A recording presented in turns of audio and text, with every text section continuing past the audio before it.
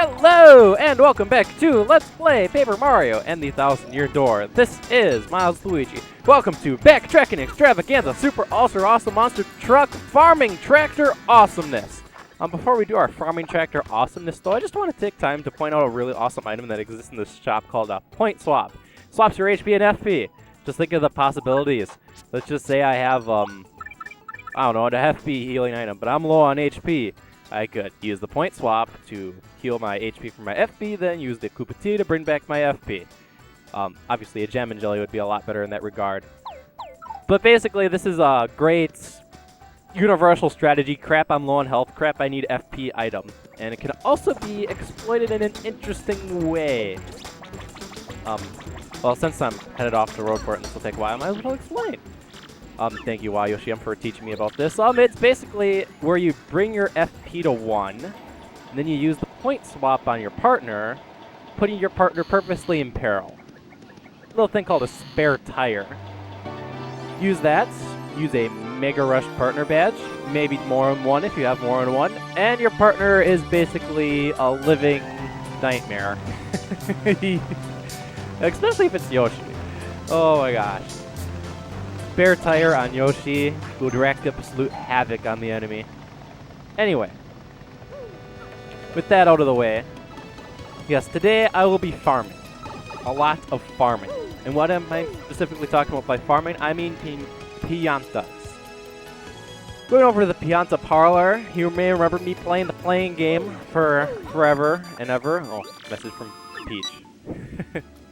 Guess we need to get this. We need to learn that the x-nauts are planning to take over the world. Like, yeah. That's even worse than what Bowser tries to do. Bowser just tries to take over the Mushroom Kingdom. Well, I'm just getting lots of emails today. I must be a popular guy. Okay. I'll definitely check those in a little bit. I haven't been up to date on my emails, but theoretically, since I've been doing my research on this game, the best way to get Piantas would be to play the slots the absolute best you can. The thing is, I'm not good at this. Yeah, WTF. I don't know how in the world people play those. So instead we'll be playing this, I guess, more legitimately. And we got our new minigame, the paper game. This game is a little bit more risky than the playing game, but it can yield more Pianta overhead, which when I come back, because this is going to take so long that I'm going to stop the recording. When I come back, yeah, you'll see why I wanted the paper game before I try to do this, okay?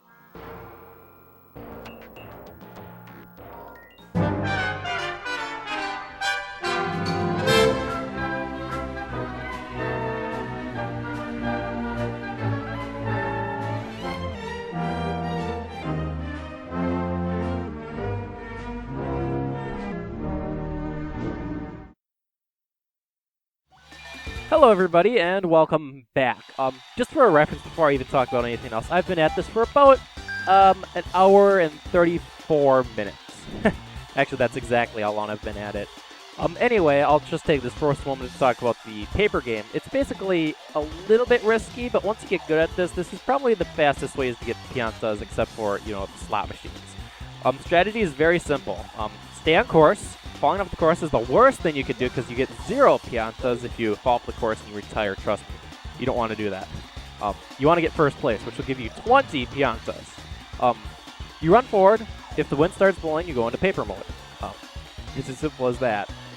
With respect to how the computer is doing, which I totally blew away the computers there, so you barely saw them. Basically, the idea behind the paper game is the computers, the instant the fans start blowing, they go into their paper mode. You know, Mario's not the only one with this curse. They instantly go in their paper mode. And you're not blown by those fans immediately. It's not until they're fully started to blow when you start actually getting blown away from them. So that's when you want to hit paper mode. That allows you to get ahead of your opponents pretty well, although they un-paper mode the exact moments the fans stop blowing. That's kind of when they kind of catch up, but otherwise, if you're smart about this, you will never lose this. You may retire it because you do something stupid, but otherwise, this is probably my favorite way to get Piantas. A little bit more risky than the playing game, but You know what? When I'm trying to farm up 1,140 Piantas, I'll take a little bit of risk over playing the playing game for 3 hours. Occasionally you'll race against Luigi, or I've even seen Kubiku here. And sometimes all the other participants be like all toads or all rats or all bombs. And there's Luigi. Yes. Is there anything else to say about the flavor game? I guess the other thing is this little section here that curves. You can jump over these gaps, but I don't. It's easy enough to beat the enemies. I don't need to. Plus, it's risky, and I don't want to, get a retire, lose my Piantas. I'm trying to do this as fast as possible. If I lose my Piantas, all of a sudden I have to do this game 3 more times to make up what I lost. So that's not what I want to do. Okay. So the obvious question next is, why in the world, Milesluigi, are you farming up so many Piantas? You obviously want multiples of a certain badge. Why, yes. Next thing I'd like to talk about. The Pianta Parlor holds all the badges it holds. You can get multiples of as many as you want, depending on how much you want to farm. In my case, I'm obviously farming a lot. For the sake of 100% completing this game, I plan on getting all the badges in the Pianta Parlor and the lovely holes just once at the very least. Just once at the very least. But obviously, both shops can carry multiples of certain badges. And in those cases, I don't plan on getting multiples, except in this case. There may be some other multiples I get later on, but this is an example of a multiple I do want to get. I'm farming up all these Piantas because, well, I've been watching a lot of skilled people play Paper Mario 1000 Door. People that can blaze through this game with 10 HP. And I don't want to say that bewilders me because I've done it before, but playing through this game with 10 HP to me is it's painful in my personal opinion. I do not like doing it. Me against the final boss, use 5 life shrooms. Yes, because I'm trying to keep this as spoiler-free as possible, I'm not going to say who the final boss is. But yes, this game has a final boss. And yes, my plan when I went through this game with 10 HP was just carry around a crap ton of life shrooms, you'll be just fine. It worked out pretty well.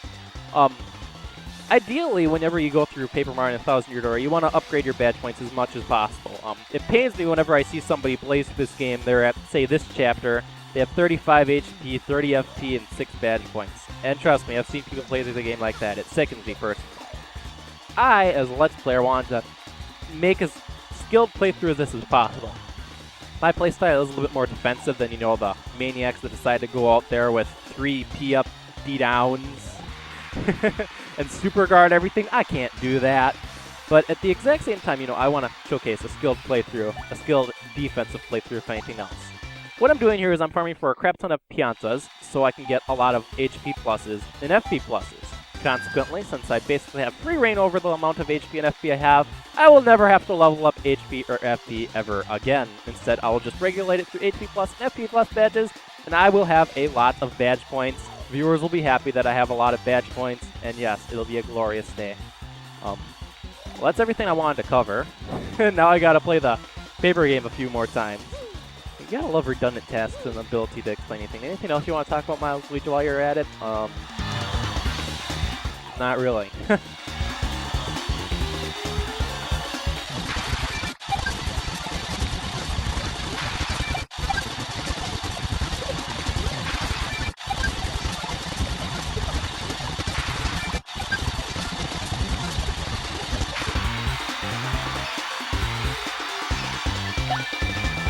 Okay, I think I have enough now. 1,148.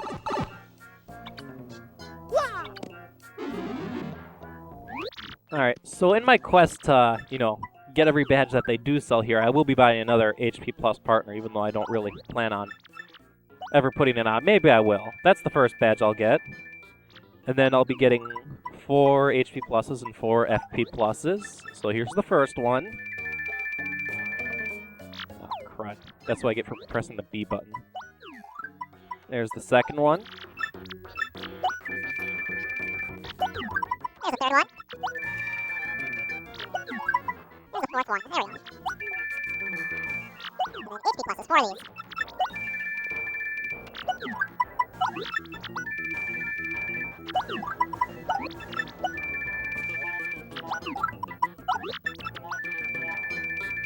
Okay. That does it for those. As for new badges at the Pianta Parlor, because I have been, paying attention. I haven't yet gotten the second power smash, so I'll go ahead and get the second power smash. And I haven't gotten the multi-bounce yet, so I'll go ahead and pick that up as well. And because I already prepared for this, I'm going to need 2 cake mixes, so I'm also going to pick that up. Oh yeah! So basically 2 hours worth of farming. Totally worth it though. I have complete control over my level. Let's take all this crap off.